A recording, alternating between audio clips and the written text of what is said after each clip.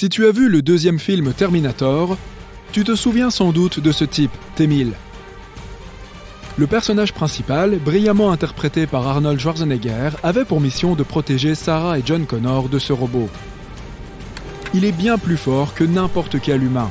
Il peut tordre l'acier à main nue et projeter des robots bien plus gros que lui. Mais sa caractéristique la plus intéressante est sa capacité à changer de forme.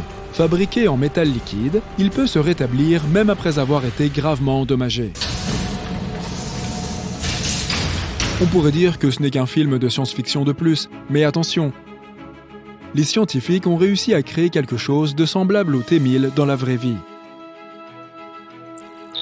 Ils ont inventé un matériau qui est un mélange de métaux doté de propriétés assez insensées. Matière transitionnelle en phase magnétoactive, MPTM.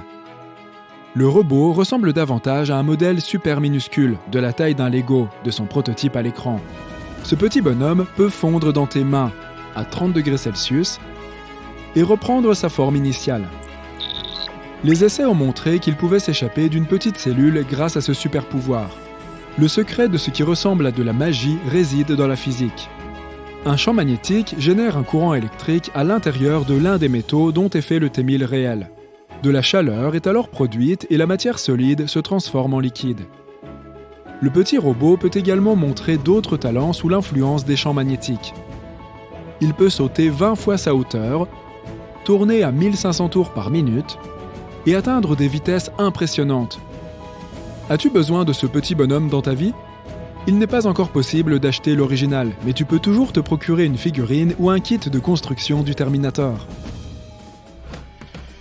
Quant au matériau qui peut fondre et se solidifier à nouveau, il aura des utilisations plus pratiques que de divertir le public. Imagine un outil capable d'atteindre les coins les plus étroits. Il suffit de le transformer en liquide, de le laisser pénétrer dans le trou et de le solidifier à nouveau pour que le trou soit scellé. C'est le rêve de tout ingénieur. Il peut également servir de soudure sur un circuit LED, car le gallium, le métal dont il est fait, est un excellent conducteur d'électricité. Enfin, il pourrait sauver des vies en administrant des médicaments et en retirant des corps étrangers des organes des patients. Le MPTM n'est pas le premier matériau qui fera dire aux fans de Terminator « Attendez, j'ai déjà vu ça quelque part !» Voici le nitinol. Il s'agit d'un matériau super élastique qui se souvient de sa forme initiale et y revient toujours, quelle que soit la force avec laquelle on le plie.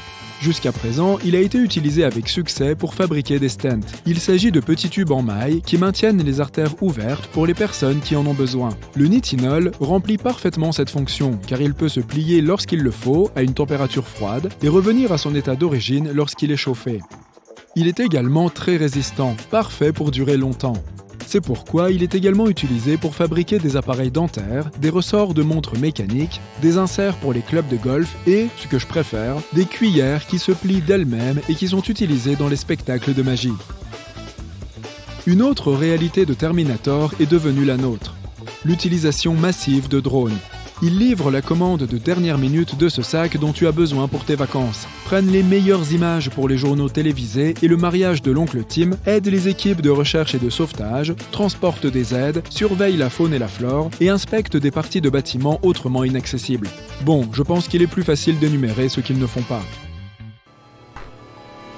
Dans la deuxième partie du film, le personnage de Schwarzenegger explique que son unité centrale est un processeur à réseau neuronal et que plus il est en contact avec des humains, plus il apprend.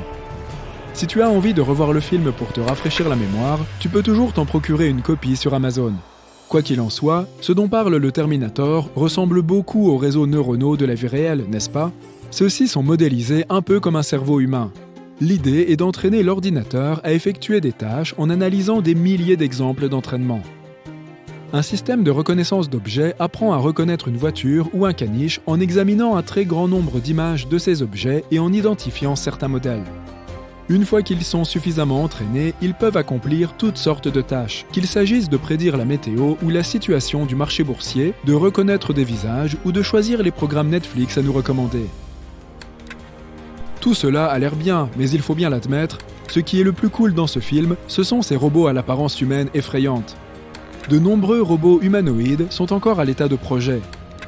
Mais certains sont déjà bien vivants. Certains d'entre eux travaillent dans des usines et des entrepôts parce qu'ils sont très doués pour la logistique et la fabrication. Ils dirigent des orchestres entiers, plongent sous la mer, aident les personnes âgées. Y a-t-il quelque chose qu'ils ne savent pas faire ? Devrions-nous commencer à nous inquiéter d'être bientôt remplacés par eux ? Bien que l'IA soit de plus en plus performante, cette éventualité reste heureusement peu probable. Les machines n'ont pas encore l'intelligence émotionnelle et les capacités de prise de décision des humains.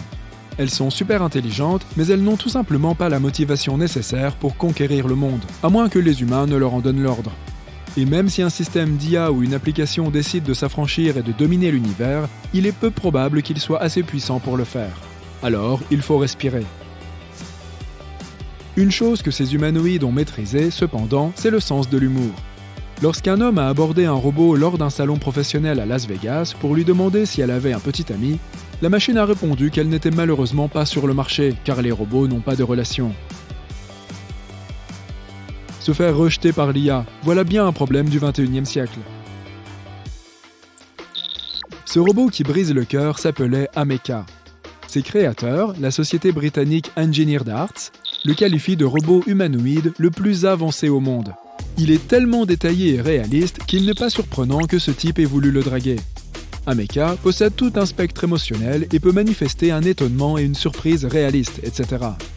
Il peut même bâiller, hausser les épaules, cligner des yeux et se gratter le nez. Les yeux d'Ameca sont équipés de caméras, ce qui lui permet de mémoriser ton visage et de le suivre. C'est pourquoi, en lui parlant, tu n'as pas l'impression de fixer l'écran d'un gadget. Il peut également détecter des objets tels qu'un doigt humain devant son visage, de sorte qu'il réagit lorsque tu t'approches de lui.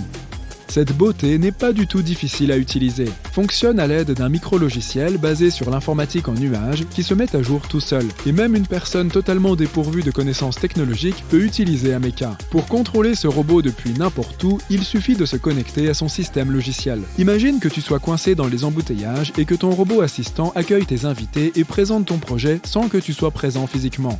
Son IA est si avancée que tu peux l'utiliser pour travailler sur 2 tâches différentes en même temps. Il peut même sélectionner une tâche plus importante et en faire une priorité. Si tu souhaites acheter un Ameca, prépare-toi à débourser plus de 100 000 $. Atlas, un humanoïde conçu par Boston Dynamics, peut monter et descendre les escaliers, sauter d'un niveau à l'autre, ramasser, porter et lancer des objets lourds à la bonne distance. Atlas peut saisir des objets à l'aide d'un doigt fixe et d'un doigt mobile. Toutes ces caractéristiques en font un assistant idéal pour les entrepôts. Sa dernière prouesse est un retournement inversé de 540 degrés sur plusieurs axes. Les ingénieurs ont eu beaucoup plus de mal qu'il n'y paraît à programmer le robot pour qu'il le fasse. Et Atlas ne se contente pas de se déplacer comme un champion de parcours. Il est également capable de planifier l'itinéraire le plus efficace pour aller d'un point A à un point B en tenant compte de l'environnement. Il se souvient également des erreurs qu'il a commises ou des obstacles qu'il a dû surmonter. Il active tous ses composants pour maintenir son équilibre. Comme tous ces composants sont imprimés en 3D, Atlas n'est pas très lourd, puisqu'il ne pèse que 89 kg pour une taille de 1,50 m. Comme ce robot intelligent est une plateforme de recherche, on ne peut pas encore l'acheter. Les ingénieurs continuent de l'améliorer et peut-être que bientôt, il pourra sortir de l'entrepôt et créer sa propre entreprise de logistique. À ce moment-là, tu ne voudras plus acheter Atlas, mais tu pourras finir par lui envoyer ton CV.